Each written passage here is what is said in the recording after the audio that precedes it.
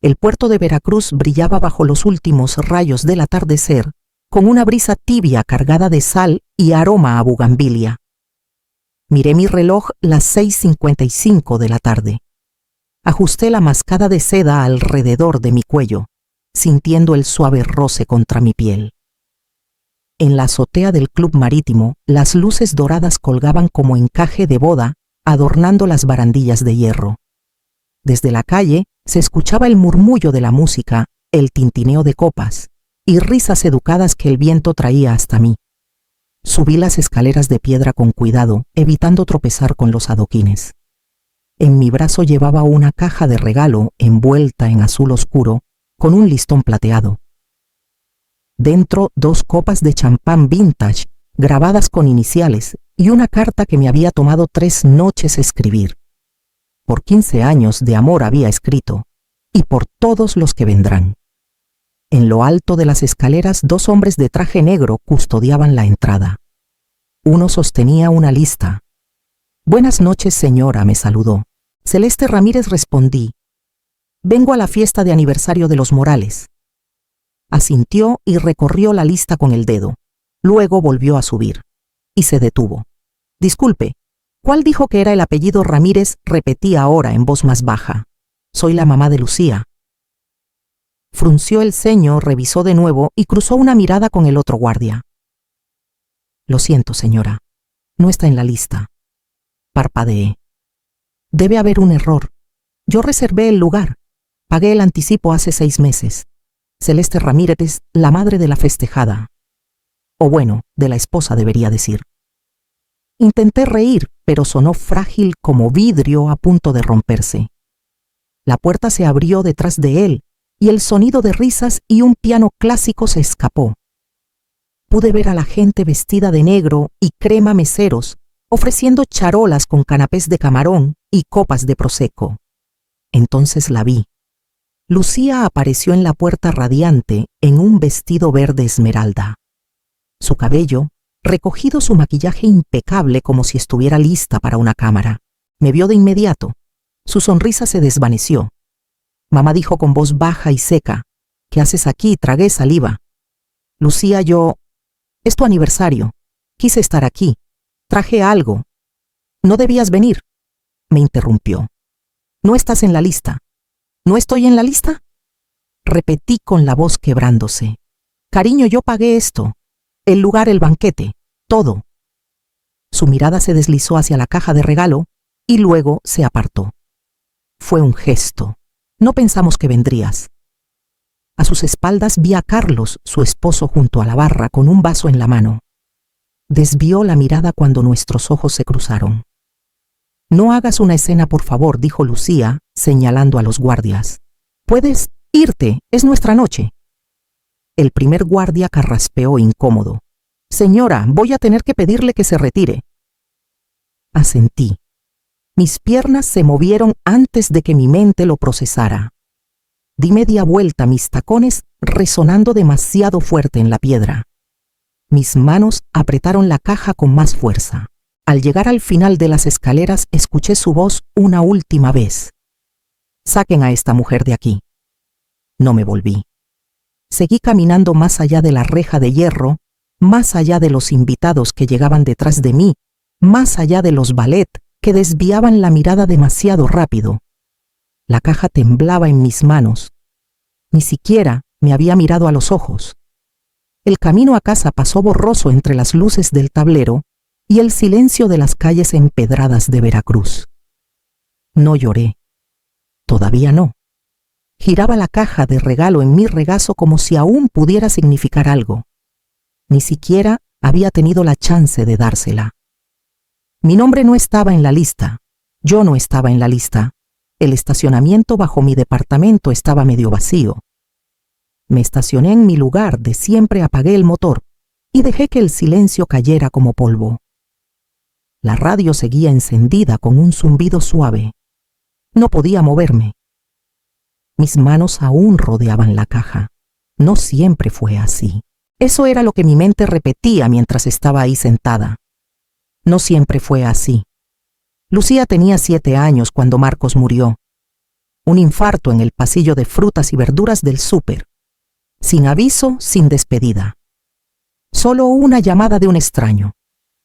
Apenas pude mantenerme entera para explicárselo arrodillada junto a su cama, con la cartera de Marcos aún tibia en mi mano. Papá no va a volver esta noche, le susurré. Pero estaremos bien, te lo prometo. Y lo estuvimos. O me aseguré de que lo estuviéramos. Tomé el turno vespertino en la tienda de regalos del hospital y limpié casas de playa los fines de semana. Recortaba cupones, saltaba comidas y vendí mi anillo de compromiso para pagar la colegiatura de Lucía en la escuela primaria del puerto. Ella amaba el ballet, así que encontré la manera. Recuerdo haber planchado sus mallas de recital en el baño a la 1 de la mañana, con la espalda adolorida y los nudillos en carne viva por el cloro y el jabón. Nunca tuvo que pedirlo. Yo di antes de que se le ocurriera. Cuando cumplió 16, le di las llaves de mi viejo Tsuru y empecé a ir caminando al trabajo. Cuando llegaron las solicitudes para la universidad, saqué un préstamo sin dudar. Escogió una universidad privada en el extranjero que costaba más de lo que ganaba en un año. Sonreí de todos modos. Te lo mereces, le dije. Años después, cuando Carlos le propuso matrimonio, firmé como aval para que compraran la casa estilo colonial que ella siempre quiso. Cuando su startup tecnológica fracasó, mala suerte y mal momento, explicó él, usé mis ahorros para el retiro para cubrir sus deudas. Solo hasta que las cosas se estabilicen, dijo Lucía, con voz suave por teléfono. Está muy estresado, mamá. Necesita enfocarse. Se estabilizaron. Pero nunca me pagaron. Las fiestas se volvieron más silenciosas con los años. Menos invitaciones, más fotos por mensaje. Pensamos que estabas ocupada, decía Lucía. O fue algo pequeño nomás. Una vez envié una colcha hecha a mano para el 8º cumpleaños de Sofía, mi nieta. Nunca la vi en las fotos. Empecé a coleccionar los silencios como si fueran recibos. Notaba cómo mis llamadas eran contestadas cada vez más tarde. Las pausas cuidadosas cuando mencionaba visitarlos. Las miradas incómodas cuando sacaba el pasado. Aún así seguí dando. En cumpleaños enviaba flores. En su aniversario pagué la cuenta del restaurante que les gustaba en el centro. Cuando necesitaron niñera por una semana, pedí permiso sin sueldo, sin pensarlo. Me decía que eso era amor, que el amor da, que el amor aguanta. Pero ahora, en la oscuridad sentada bajo la luz de un farol, entendí algo que no había querido admitir. El amor da sí, pero lo que yo ofrecía no era recibido, era usado. Subí la caja de regalo en silencio, la puse en la mesa de la cocina y me quedé mirándola mucho tiempo. Mi departamento estaba limpio, tranquilo, lleno de cosas que nadie nunca preguntó por qué estaban ahí. No solo me dejaron fuera de la lista esa noche, me habían borrado de la historia.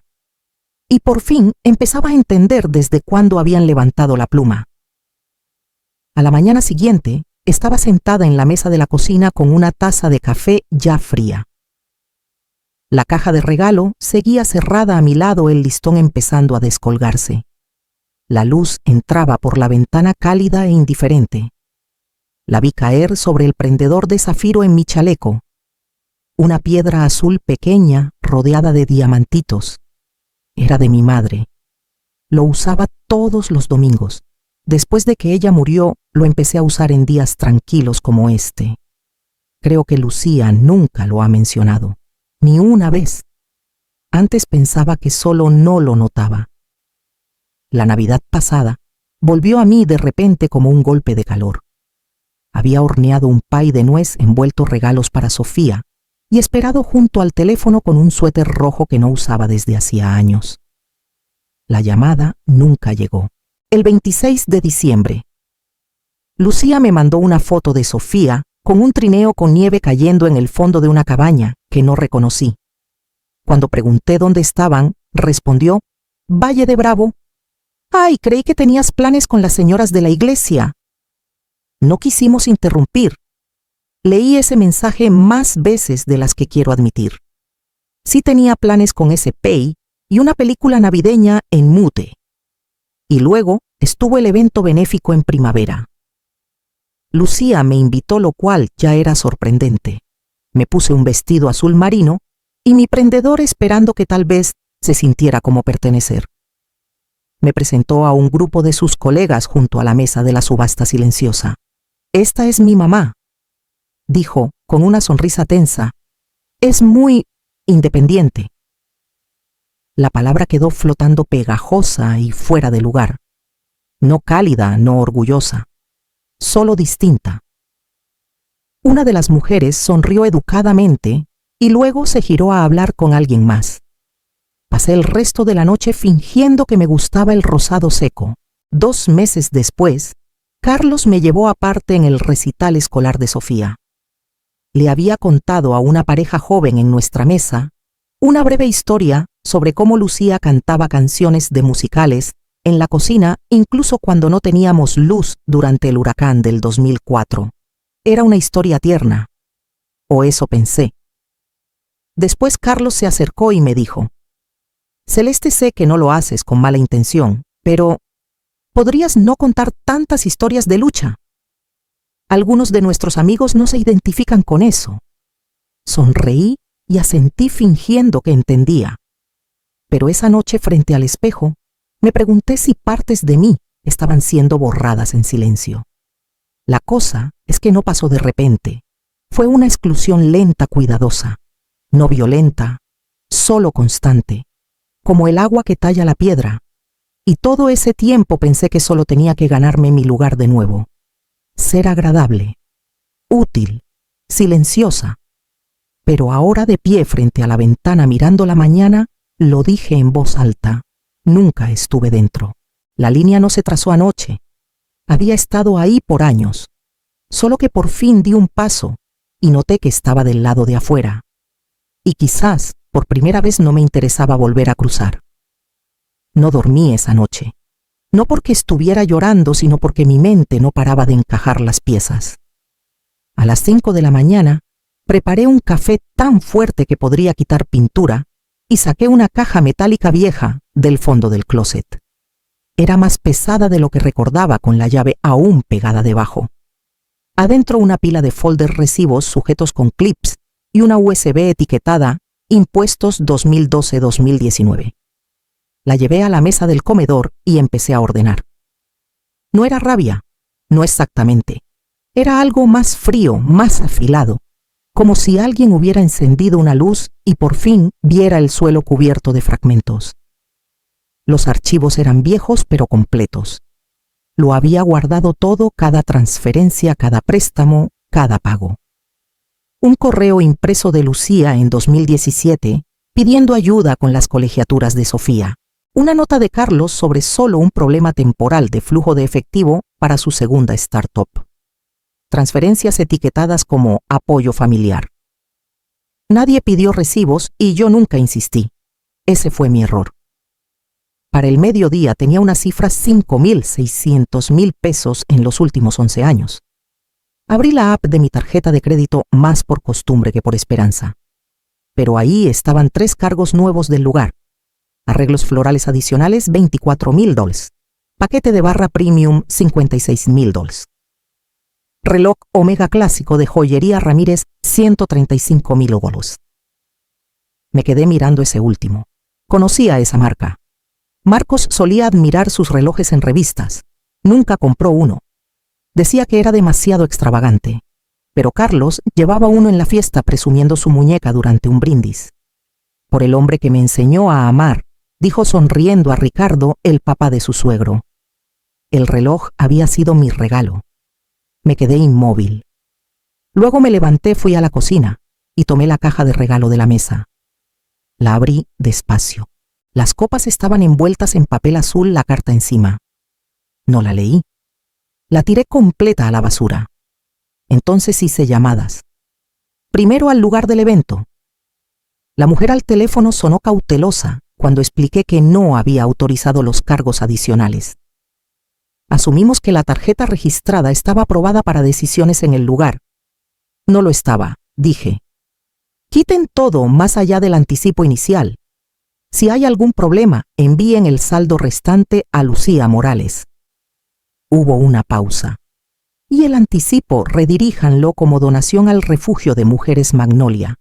en memoria de Marcos Ramírez. La siguiente llamada fue a Clara, una vieja amiga de mis días de maestra, que ahora era abogada fiscal. No hablábamos desde hacía años, pero contestó de inmediato. Celeste, ¿cuánto tiempo tengo? Una pregunta, dije. Si he dado más de 5 millones de pesos a mi familia en los últimos años, debo documentarlo para impuestos. Hubo un silencio.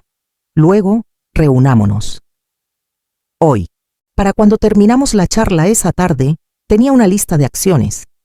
Cancelar autorizaciones de cuentas compartidas, presentar declaraciones de donativos modificadas, redactar notificaciones formales de pago para préstamos informales.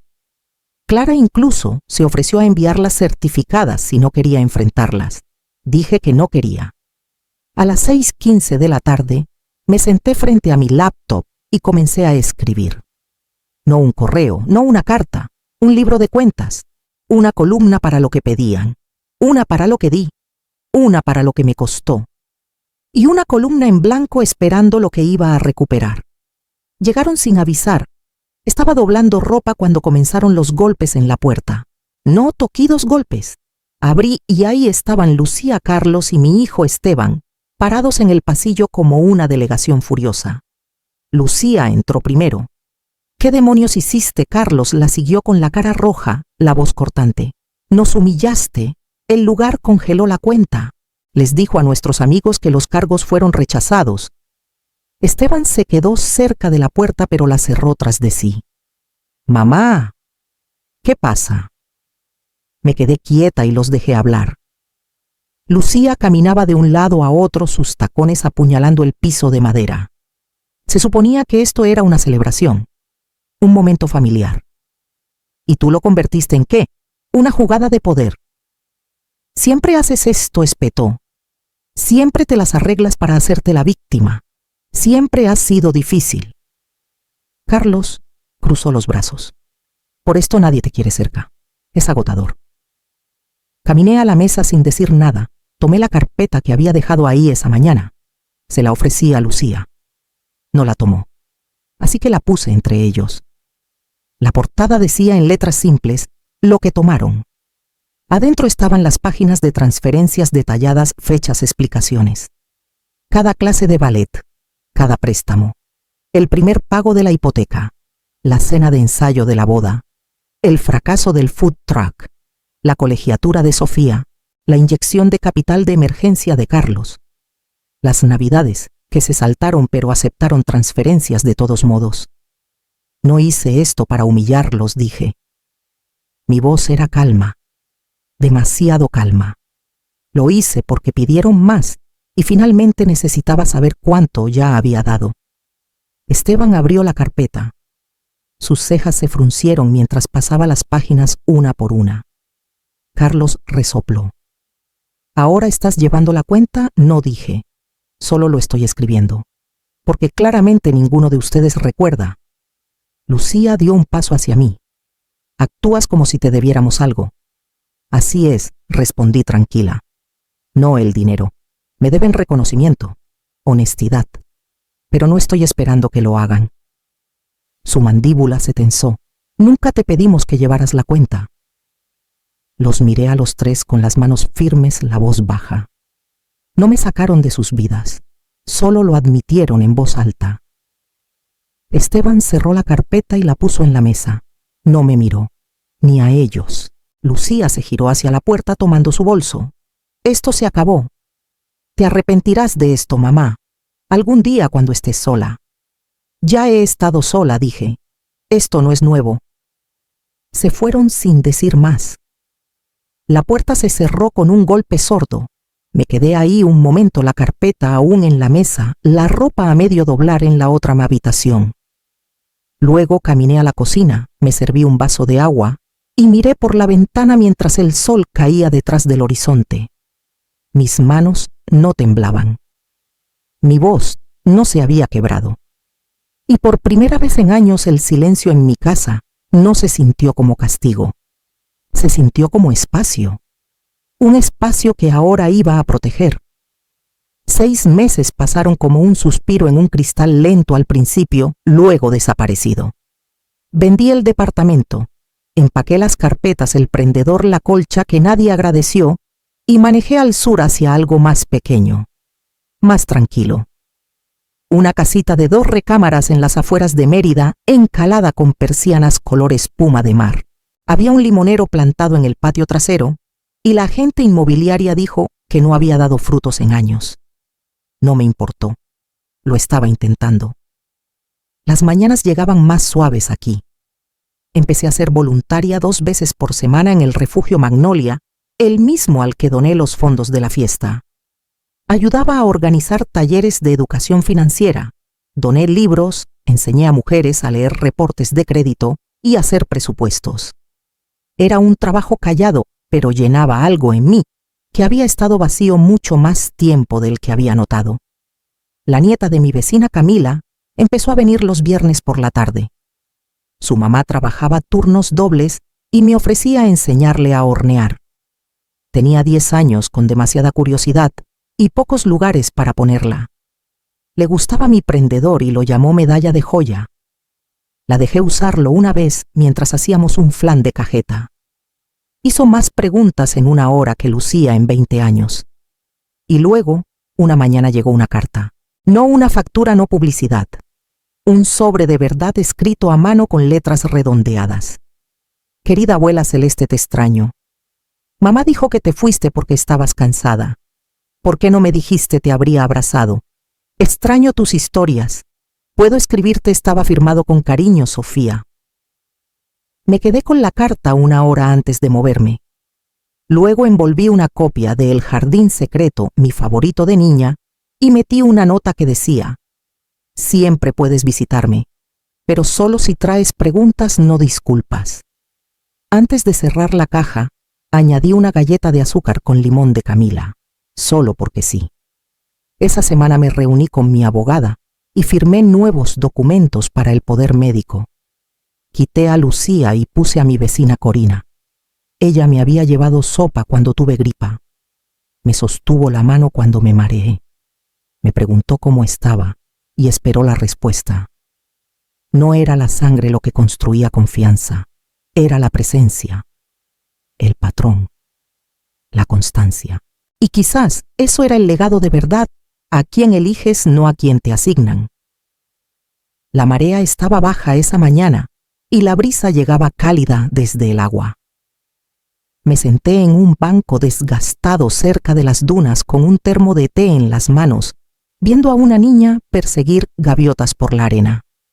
Su cabello volaba libre detrás de ella, sus piernas levantando risas, y por un momento se parecía a Sofía a esa edad, antes de la distancia, antes de que la voz cuidadosa de su madre le enseñara a dejar de hacer preguntas. La observé hasta que desapareció en la curva de la playa, un momento que pasa sin ceremonia, pero se queda de todos modos. Pensé en la carta aún guardada en mi escritorio, escrita con la letra desigual de Sofía. Y pensé en todos los años que pasé dando sin pedir que me vieran. Antes pensaba que el amor era algo que tenía que ganarme, que si daba lo suficiente, hacía lo suficiente, perdonaba lo suficiente, eventualmente me dejarían entrar. Pero el amor que pide pruebas no es amor, es ventaja. Y nunca fui invisible, solo que nunca miraron. Esa tarde planté un segundo limonero junto al viejo en mi patio trasero. La tierra era arenosa y terca, pero cavé profundo de todos modos. Mis manos se llenaron de ampollas, me dolían las rodillas. Pero seguí hasta que las raíces estuvieron cubiertas, la tierra bien apisonada. El amargor puede echar raíces profundas, pero no tiene que quedarse. Me senté sobre mis talones con tierra bajo las uñas, la brisa aún moviéndose entre los árboles. Querían que fuera callada, agradecida, pequeña. Elegí algo más. Elegí ser visible, soberana y completa.